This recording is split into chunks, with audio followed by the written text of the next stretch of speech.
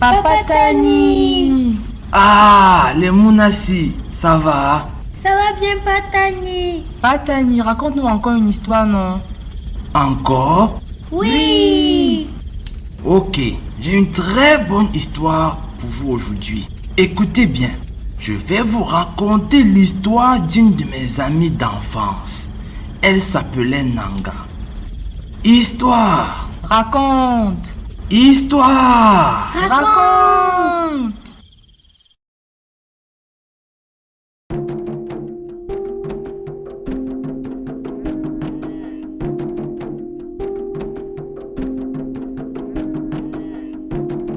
Nous sommes au début des années 2010. Nanga est une jeune adulte vivant avec sa mère dans une grande ville africaine. Un jour, la jeune fille décide de quitter son travail et d'acquérir une parcelle de terre avec ses économies pour y faire de l'agriculture. Du plantain d'abord, ensuite du manioc ou de l'igname. Agricultrice depuis toute petite, Nanga connaissait bien la terre et se lança donc très confiante dans sa nouvelle activité. C'est ainsi que toute seule, elle laboura la terre de sa parcelle et y planta ses premières cultures dès l'arrivée des premières pluies. Nanga mettait tout son savoir-faire dans ce champ ainsi que toute sa détermination pour pouvoir produire des tubercules de qualité en grande quantité. Cependant, lorsque vinrent les premières récoltes, la terre se montra bien timide envers Nanga et tous ses efforts. Mais elle ne se découragea pas et continua avec beaucoup d'assiduité à faire son champ chaque jour. Mais les récoltes suivantes n'étaient pas plus encourageantes que la première. La jeune fille ne comprenait pas pourquoi son champ ne prenait pas et commençait à se sentir découragée. De plus, elle avait mis toutes ses économies dans l'achat de cette parcelle agricole et il ne lui restait plus grand-chose pour s'occuper de sa mère et d'elle-même. C'est alors qu'un matin, sa mère, qui avait constaté le stress et la fatigue de Nanga, lui suggéra d'aller se reposer quelque temps dans leur village Mandingzomba, situé dans la forêt africaine, pour souffler un peu et se reconnecter à la nature, à l'essentiel. Nanga, qui adorait son village, trouva que c'était une très bonne idée et prit donc un bus pour aller passer quelques jours avec ses grands-parents au village. Pendant ces quelques jours au village, Nanga accompagnait sa grand-mère au champ chaque matin et faisait la cuisine pour son grand-père chaque soir. Elle profitait aussi du calme, du bon air de la forêt et du chant des oiseaux. La veille de son retour en ville, en rentrant du champ en fin de journée, Nanga prit un détour dans la forêt et passa à côté d'un arbre gigantesque qui attira son attention.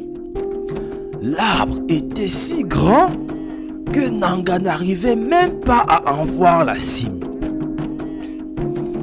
Il était si grand que même ses racines dépassaient Nanga en taille. Impressionné, émerveillé et un peu intimidé par cet arbre géant et fier, Nanga s'en approcha et lui adressa une petite prière. « Ô grand arbre de la forêt, écoute ma prière. Ô grand esprit de la forêt, donne-moi la force pour mener à bien mon activité agricole en ville. Ô grand sage de la forêt, donne-moi du courage pour travailler chaque jour dur dans mon champ en ville. » Après cette prière, Nanga prit quelques selfies souvenirs devant le grand arbre et rentra à la maison.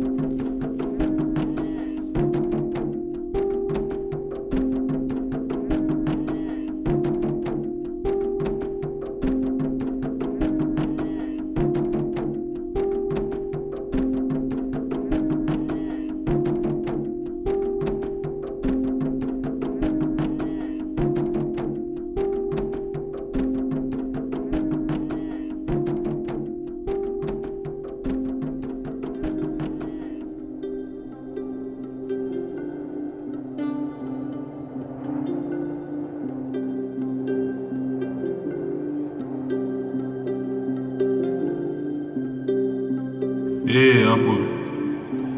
Imiwa kungogle ningwan mingili. Owe Kosipo, bituno wok.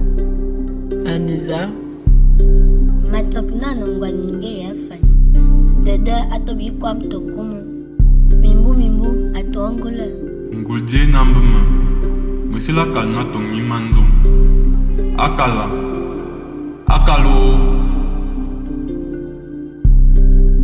Oui, aku sibuk. Mayin man minga bongo klenana. Yunu madam zengzana. Aku sibuk. Ada sikit. Kami kemana bo?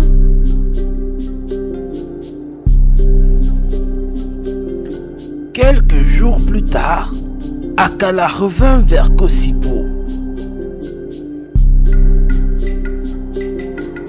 Kosipo, betul na tabi maninggi ni.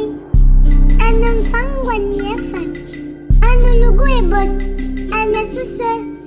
Akab anong unzuke bambabumboy. Acha mutsu. Anu fan wan yafan. Angogul ngeji. Abakwa bizamafu. Abelatiswan. Yunu mazam zangafute. Oui, aku sibuk. Benedambo. Nalakala. Zangafu kun fangman wan. Mekat via minkong. Nubuku kumafute. Nala aku sibuk.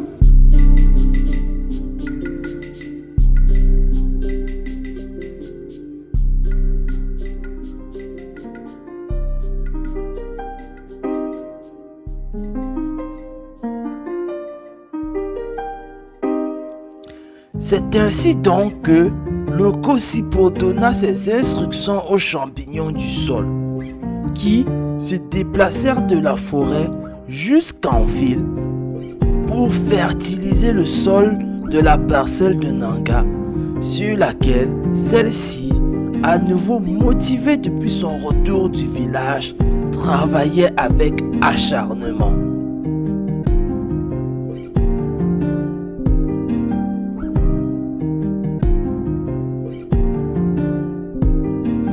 Le Kosipo donna également ses instructions aux insectes du ciel qui volèrent jusqu'en ville et déclenchèrent des pluies régulières dans la région de la ville où se trouvait le champ de Nanga.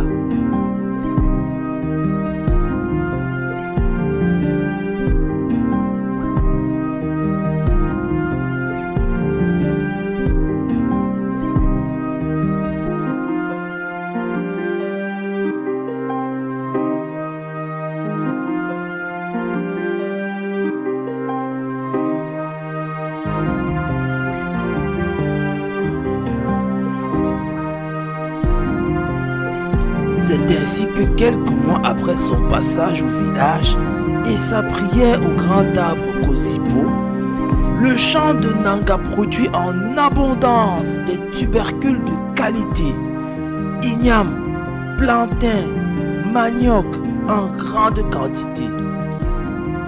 Toute heureuse de la très bonne récolte, Nanga comprit bien que le grand arbre avait effectivement écouté sa prière et avait décidé de lui donner un coup de main pour son activité agricole.